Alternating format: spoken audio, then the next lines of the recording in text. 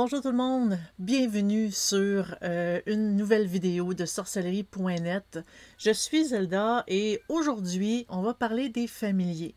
En fait, un familier peut s'attacher à une personne à- de façon quand même assez aléatoire. On peut se promener en quelque part, on peut se promener dans un cimetière, dans une rue, dans la montagne, en forêt et un familier passe par là et notre énergie l'attire. Parce que, en fait, un esprit familier, c'est pas nécessairement un esprit, c'est comme une créature extraordinaire. Ça peut être tout simplement l'esprit d'un ancêtre, l'esprit d'une personne qui passe par là, qui est très attirée par notre énergie, qui est très attirée par nous, en fait, et qui s'accroche à nous. Euh, Autant en spiritisme, on parle d'esprits qui peuvent s'accrocher à nous. C'est un peu le cas des familiers. La seule différence, c'est qu'un familier est là pour nous aider. Il faut faire attention, il ne peut peut-être pas nécessairement nous aider toujours en bien, mais majoritairement, il est là pour nous supporter puis pour nous aider. Donc, le familier peut venir aussi de la famille. Je donne un exemple. Ma grand-mère décède, elle a un familier, et le familier, elle me le lègue. Donc, le familier devient mien. Il est comme transmis d'une personne à l'autre dans la famille. Le familier est toujours là, il a toujours suivi la famille, et il continuera de suivre la famille. Le familier peut s'acquérir de cette façon-là, ou littéralement, on peut aller en chercher un par différentes méthodes, ou on peut littéralement en croiser un par hasard, et c'est comme une espèce de coup de foudre. Des fois, il y en a certains qui comparent les familiers avec des âmes sœurs. Donc, nos énergies s'attirent et c'est comme si on débutait une relation avec le familier, une relation amicale, bien sûr.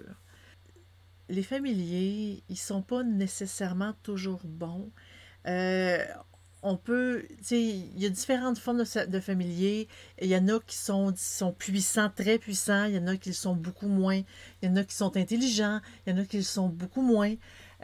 Ça varie d'un familier à l'autre. Et parce que là, on parle d'intelligence puis de puissance, c'est pas parce qu'on a un familier que nécessairement le familier, tout ce qu'il dit est vrai.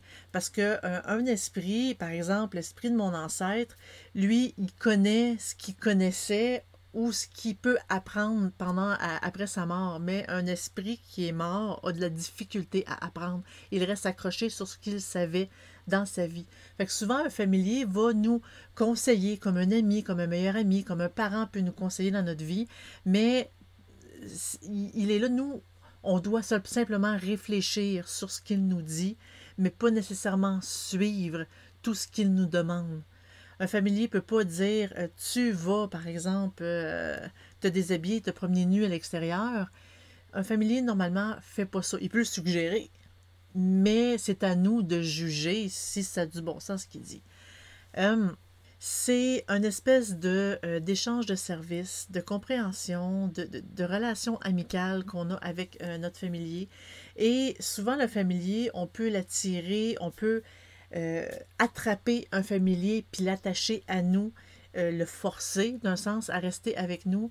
Mais ce familier-là, si on en perd le contrôle, il va être très très très néfaste, il peut nous nuire. C'est comme une espèce de chien enragé qu'il perd sa laisse puis il se met à attaquer tout ce qui est autour. Donc, il y a des précautions à faire, mais souvent, quand on accroche comme ça un familier de façon volontaire et le forcer, souvent, on a les connaissances justement pour le garder sous contrôle. Pour attirer un familier, c'est tout dans notre façon d'être. Il faut être nous-mêmes, de un, il faut être calme il faut se recentrer sur nous-mêmes et surtout, il faut diriger. Il ne faut pas se laisser diriger par notre familier, il faut diriger. Parce que pour attirer un familier, c'est comme un général qui dit à ses soldats, comme suivez-moi. Si le général il a peur, si le général il hésite, les soldats ne le suivront pas. C'est la même chose avec les familiers. Vous devez justement, comme être confiant, comme être vous-même, vaincre votre peur. Vous allez attirer des familiers de cette façon-là. C'est rare que, à moins que les familiers veulent être mauvais, néfastes et nous attaquent de cette façon-là.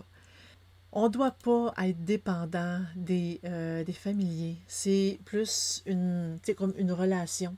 Parce que une relation d'interdépendance, que ça soit deux humains ou que ça soit un humain et un esprit familier, c'est jamais bon. Ça apporte souvent, quand le familier est plus là, on déprime, on va pas bien. Donc, il faut le voir plus comme un ami. Lui, il a sa volonté d'agir. Nous, on garde notre volonté d'agir et on garde notre libre choix d'agir aussi. S'il reste, c'est parce qu'il veut bien. Si nous, on continue à lui parler, c'est parce qu'on le veut bien aussi. Un esprit familier peut prendre l'apparence d'à peu près n'importe quoi. Il peut prendre l'apparence d'un homme, d'un animal, il peut prendre possession d'un animal aussi. Il peut prendre aussi l'apparence comme d'un objet et rester avec nous au travers de cet objet-là et nous parler au travers de cet objet-là. Souvent, les familiers qui sont de puissance plus faible rentrent dans un objet et restent là. Les plus puissants vont plus se matérialiser ou prendre possession d'un animal, comme un chat, par exemple. On a vu autant chez les druides celtes que dans le bouddhisme des histoires, par exemple, d'arbres qui auraient fait des enseignements, qui auraient inspiré, qui auraient même aimé des humains, des espèces de mariage entre un arbre et un humain, ça fait assez bizarre. Certaines tribus amérindiennes affirmaient que des arbres pouvaient même être leurs ancêtres, puis ils les plaçaient dans leur généalogie, au travers d'un totem. Donc, ils considéraient l'arbre comme étant possédé de l'esprit de leur ancêtre et ils demandaient conseil à l'arbre et l'arbre leur répliquait. Ça, c'est la question. Est-ce qu'on entendait la voix? Est-ce qu'on le ressentait? Est-ce que ça venait par une espèce d'intuition? Il y a beaucoup de cultures qui ont affirmé que les esprits familiers leur ont donné des pouvoirs de guérison, de connaissance, de médecine, des instructions pour guérir les maladies, des pouvoirs de voir l'avenir. Les esprits familiers sont très, très, très présents partout dans le monde et tous les pouvoirs qu'ils confèrent sont pareils partout dans le monde. C'est ça qui est quand même assez impressionnant, autant chez les Aztèques, autant en Asie, autant en Europe, autant en Amérique. C'est assez, vraiment, c'est global, c'est généralisé. C'est seulement leur apparence qui change. De là, la croyance que les familiers sont capables de changer d'apparence à volonté. On peut aussi enfermer un familier dans un objet de façon volontaire, comme un pendentif, pour que le familier apporte, pour que porter ce pendentif-là apporte la chance, apporte la guérison, apporte ce que le familier est capable d'apporter. On n'a pas besoin de pratiquer la sorcellerie ou de croire en la magie puis en la sorcellerie pour avoir une connexion avec un familier. Comme je dis, c'est tellement partout dans le monde, dans toutes les religions, on en parle. Mais particulièrement pour une sorcière, les familiers sont l'aide parfaite pour leur pratique magique.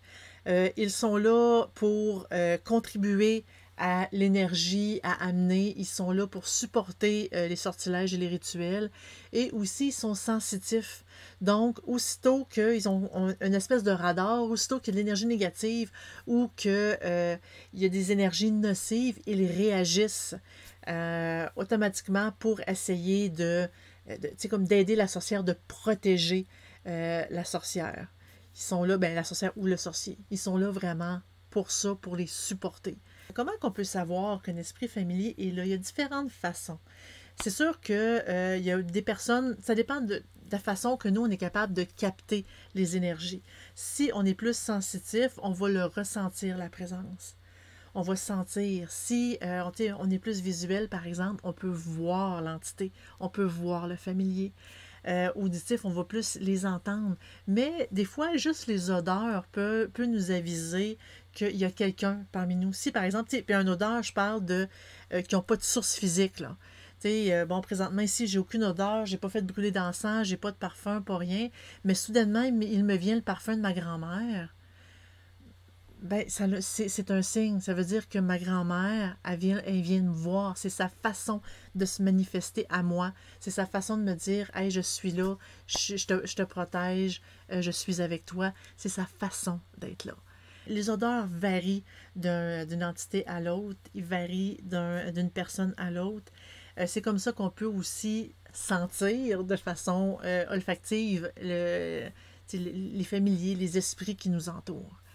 On peut, pour attirer un familier ou pour vraiment honorer le familier, parce que quand je parlais que c'est comme un échange c'est comme de service, le familier est là, il nous aide, mais nous, en échange, ben, on peut lui monter un petit hôtel avec une image ou une photo de cette personne-là, avec des plantes, des items, de l'eau, de la nourriture. Si vous avez écouté ma vidéo sur la nécromancie, qui est en fait l'art c'est une espèce d'art divinatoire avec les défunts, je parle aussi des hôtels qu'on peut monter pour attirer des esprits à nous, pour qu'ils restent à nous et nous aident. C'est un familier, en fait. C'est vraiment la façon d'attirer un familier.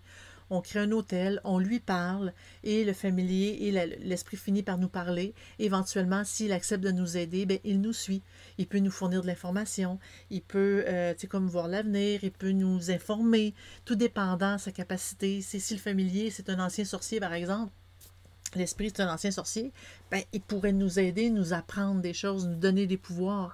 Même l'esprit ou l'entité, parce que c'est pas nécessairement juste des esprits, c'est des entités aussi.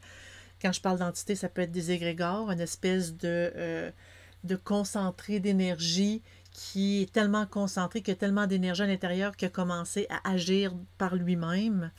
L'égrégore peut vraiment nous aider, fournir de son énergie pour nous aider, pour qu'on puisse avoir ce qu'on veut, pour supporter nos rituels magiques, pour nous aider, nous donner des pouvoirs. On peut faire des petits endroits, des espèces d'hôtels pour un familier ou chaque familier, un hôtel par familier. On peut lui mettre un objet, comme regarde, je peux prendre ça par exemple, et le mettre sur l'hôtel pour représenter cet esprit-là, et ça devient sa maison, ça devient son lieu de repos, ça devient son espèce de portail où est-ce qu'il peut venir nous rejoindre plus rapidement, où est-ce qu'on peut les contacter plus facilement aussi. Il y a quelques croyances dont la taoïsme et l'hindouisme disent que il faut se dominer soi-même par le jeûne, par l'abstinence, pour attirer les familiers les plus puissants. Même dans les croyances amérindiennes, pour attirer un familier, le chaman se retire sur une montagne. Là, on en prend pas, on en laisse, mais il parle de 40 jours de jeûne et 40 nuits de jeûne. Donc, c'est vraiment 40 fois 24 heures qu'on ne mange pas. Je ne sais pas si on peut se rendre jusque-là sans manger. Je crois que oui, mais c'est quand même assez limite.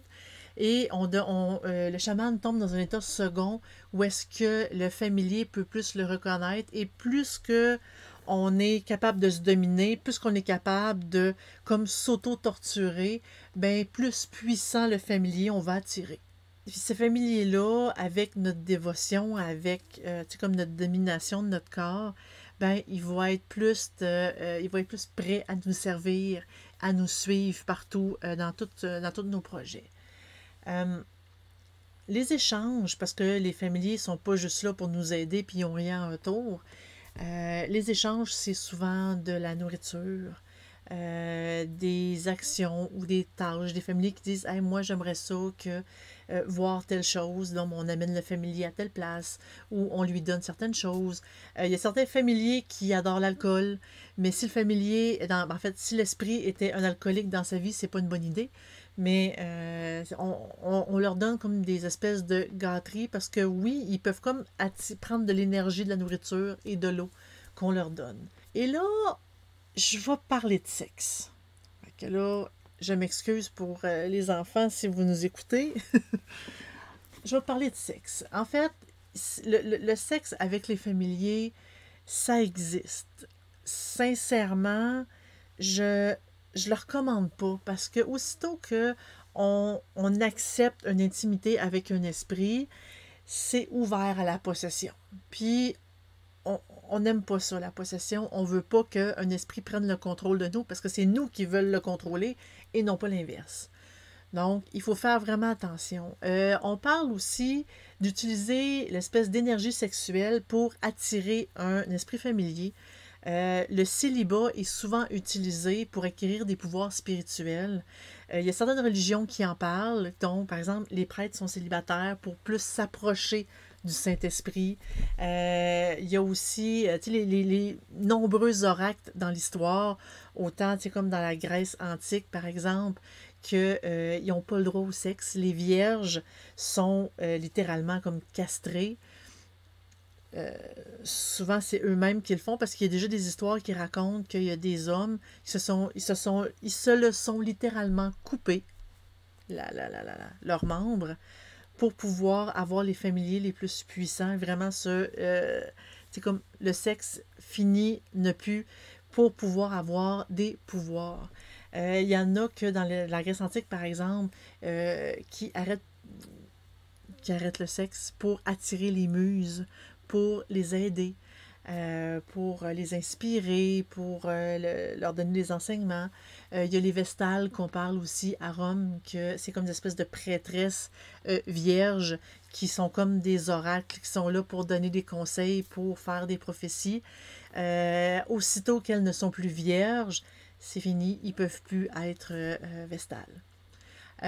L'utilisation de la libido non satisfaite qui peut être dirigée vers comme le fantasme et l'imagination pour attirer des esprits non humains. Mais en gros, quand on contrôle sa libido en ne cherchant pas d'amoureux humains, on peut attirer d'autres types d'âmes sœurs, telles que justement certaines formes d'esprits familiers.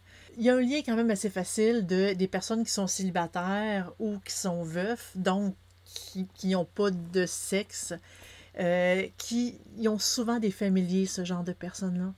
Donc, la croyance populaire veut que quand une personne n'est pas assouvie sexuellement, ben nécessairement les familiers s'accrochent plus à eux. Si vous avez un esprit familier qui vous aide, vraiment, je suis contente pour vous parce que ce genre de contact-là, ce genre de relation-là peut être vraiment bénéfique pour autant l'esprit que lui, il a encore des contacts avec le monde des vivants. Et nous, ça nous permet d'avoir peut-être un peu plus de connaissances ou d'avoir peut-être juste un avis d'un ami.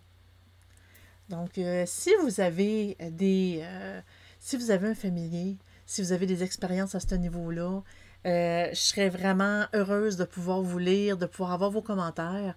Donc, écrivez-moi vos commentaires. Je vous remercie beaucoup d'avoir été là avec moi. Si vous avez des commentaires, si vous avez des questions, gênez-vous pas pour les écrire. C'est comme plus bas. Faites un j'aime si vous avez apprécié la vidéo.